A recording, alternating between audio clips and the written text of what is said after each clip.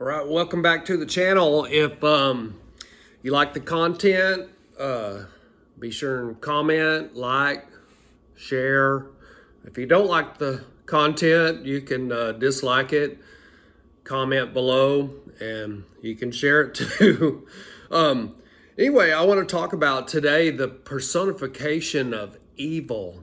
And narcissism, in my opinion, is evil personified. So Judas in the Bible was a good example. Judas Iscariot was a good example of a narcissist who got very intimate with his victim. Judas was one of the 12 disciples, and interestingly enough, he was also the treasurer. So one thing we know about narcissists is that they love money.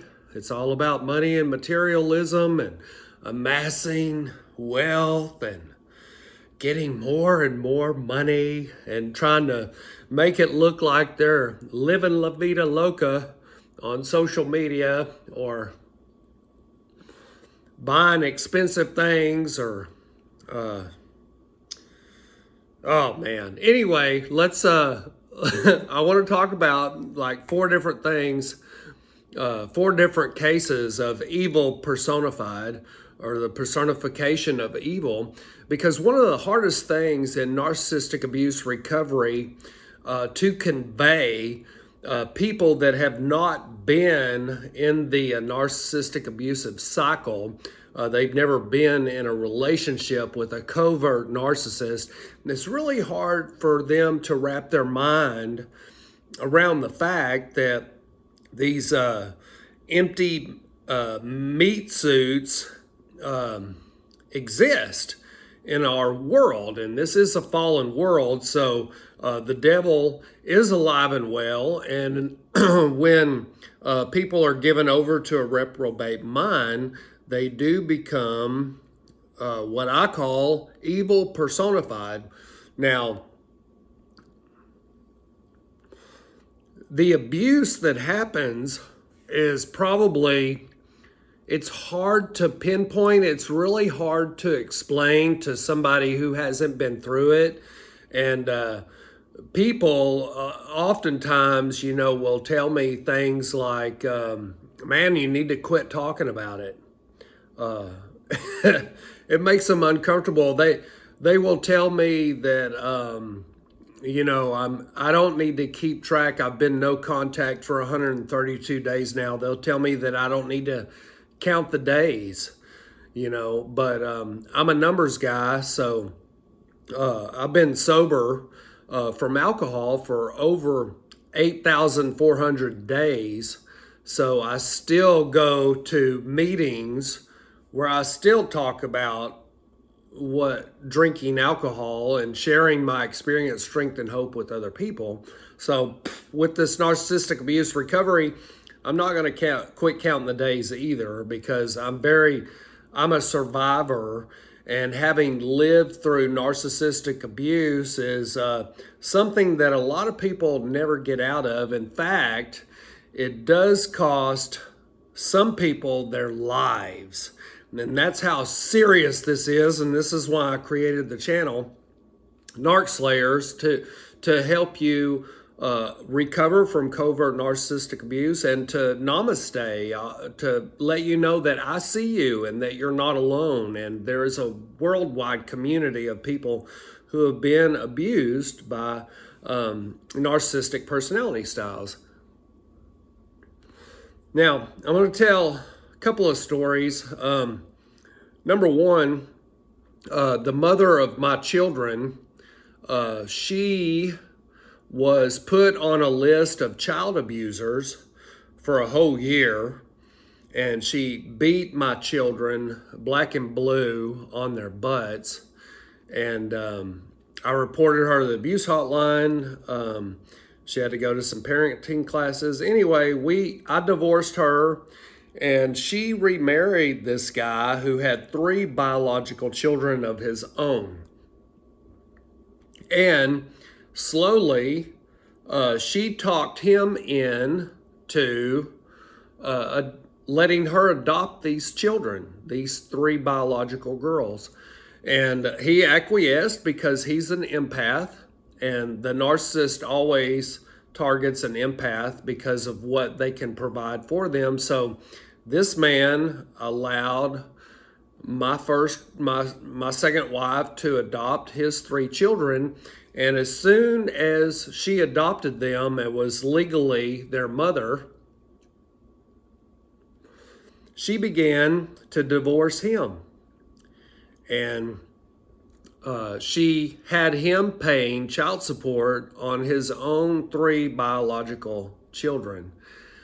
And it was easy for the courts to recognize what she was doing. And then she got pregnant in the middle of the divorce. And in our state of Arkansas, you cannot get a divorce while you're pregnant. So he had to continue paying child support on his own flesh and blood for 9 months until they could get the divorce.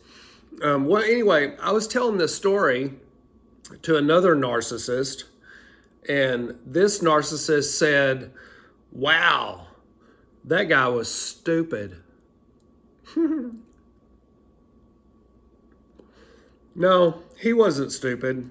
He was an empath, and he was just trying to do the right thing for his children because his children didn't have a mother. Their mother was a drug addict. And so another story I want to tell you is when I got discarded by one of my narcissistic wives. I went to a meeting and I was telling a story about how in 2022 that I bought her a $1,000 diamond ring for Christmas, and then the 7 hours on Christmas Day 2022, we spent 7 hours in the emergency room after I gave her this diamond ring for Christmas. She was in the emergency room because she had bursitis, which was a complication due to her autoimmune disease. And I gladly sat there with her for 7 hours. And then in March of 23, I bought her a brand new car. And then in September, I took her on another cruise of the many cruises that I took her on. And then by December 9th, she was completely moved out. And I was telling this story in a meeting, and another narcissist said, "She's a smart woman." Narcissists recognize a good con job because that's how they operate. That's their modus operandi. They live to exploit other people and to take advantage, and nobody's off limits. Their parents, their children, their spouses, it doesn't matter. Grandparents, they look at people objectively as to what they can get out of them monetarily or materially. So I want to tell you about 4 different stories for people who don't understand narcissistic abuse. I can put it to you in terms of 4 different cases. Number 1 being Ted Bundy. Ted Bundy was a serial killer that is believed to have murdered at least 30 women. Some people believe up to 100. Well, during this time that he was out murdering, covertly murdering other women, he was married, or he had a girlfriend. I think he was married for 6 years. So unbeknownst to this woman that he was in an intimate relationship with, he was out murdering other women during the course of their relationship for 6 years. Another guy is the BTK killer, Dennis Rader, I believe his name. He was married for 30 years. 31 years, I believe, he was married. And during this time, he would murder other people unbeknownst to his wife and his daughter. And the way he got caught, because narcissists are very grandiose, and so he sent a floppy disk with some information on it to a news channel, and they tracked the floppy disk back to a church. He was a deacon in a church. And so for 31 years, he lived this covert life with his spouse and was able to murder behind her back, while maintaining this facade of him being a deacon in a church and a father and all this stuff. Another case that is widely known is Chris Watts. Now, Chris Watts murdered his pregnant wife and his two children, two little girls. He murdered them. He stuffed the two little girls down an oil tanker. Now, he met his wife in 2010. They got married in 2012, and he was arrested in 2018. So in 6 years, he was having children with a woman. He had gotten her pregnant again, and then he ended up murdering them because who knows why. You'd have to ask Chris, but I think personally he's just a covert narcissist, and that's just what they do. They love to use and abuse empathetic people, and then they discard them and throw them away like pieces of trash. Now, another instance that is the personification of evil is a story about Pete Coons, Coones. And I will try to put some of these links to these stories in the comments section so that you can check them out and how horrific they are and how it applies to covert narcissism and how it's kind of hard for somebody to explain what they've been through, the complex post-traumatic stress disorder that we experience by being in these relationships, because they happen over a period of time. And these covert narcissists, they target specific individuals and they have a long game plan. And their long game plan is to extract as much as possible from their victims, monetarily and materially. Now, this last guy, his name's Pete Coons. He was actually the victim. He was falsely imprisoned for 12 years because the lady that was taking care of his father, he was bringing a lawsuit against her because she was abusing his father and she was his caretaker. And the night before they found her and her husband dead,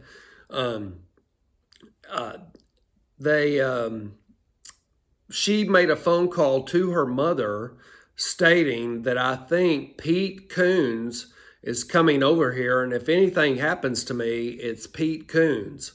Now, this is evil personified, people. And so what happened is this woman, I can't remember how long she was married to her husband. His name was Carl, but she shot and killed her husband, who she was married to for quite some time. And then she went in the bedroom and she murdered herself. She committed suicide, but she held the gun up at a certain angle to make it look like she was executed. And despite there being no evidence at the crime scene that Pete Coons was there, because of that phone call that she had made earlier that evening to her mother, he got wrongly convicted of the murder. And it was finally, after years, it was ruled a murder-suicide, just as they had initially deemed it. And the sad thing about Pete Coons is he was in prison for 12 years, and when he got out, he died from cancer 108 days after he was exonerated. So there is a real evil on this planet. It is a personification of demonic entities and the devil, in my opinion. And they are wolves in sheep's clothing. And they're very subtle and they're very cunning. And I've had 2 narcissistic wives, I've had a narcissistic mother, and I have 2 narcissistic personality style sons. So I'm very familiar with it, unfortunately. But also I want to point out that during this time when I would watch some of these stories, like Chris Watts and Dennis Rader, and there's another girl named Dahlia, that I failed to mention. She hired a hitman. It just happened to be a cop. to execute her husband. And she's kind of famous for saying that she was 5,000% certain that she wanted this person to kill her husband. And so what I want to point out about this is the police had obtained enough video and evidence to convict her, but yet they wanted to play the scenario out. And so they went and told her husband about it. And she went to the gym and they staged a crime scene. And when she came back from the gym, they told her that her husband had been murdered, and she broke down like a Grammy-winning actress, like she was upset and devastated. And anyway, what I want to point out about this covert narcissist, her name is Dahlia, not the Black Dahlia, but it's Dahlia. And you can find her. I'll try to put a link in the comment section. But when she was arrested and they put her in jail, her first phone call was to her husband that she was trying to get killed. That was her first phone call. And they had already showed him the evidence of her telling the hitman that she was 5,000% sure that she wanted the hitman to kill her husband. And her husband told her during the phone call, "I've seen the video." And this covert narcissist, Dahlia, she said, "I know what you've seen, but it's not true. It's not it's not accurate information." She's still trying to gaslight him from a jail cell. It is literally amazing, the lengths that these covert narcissists will go to. So I hope you enjoyed this video. It's the personification of evil, and it is real. There are covert narcissists out there.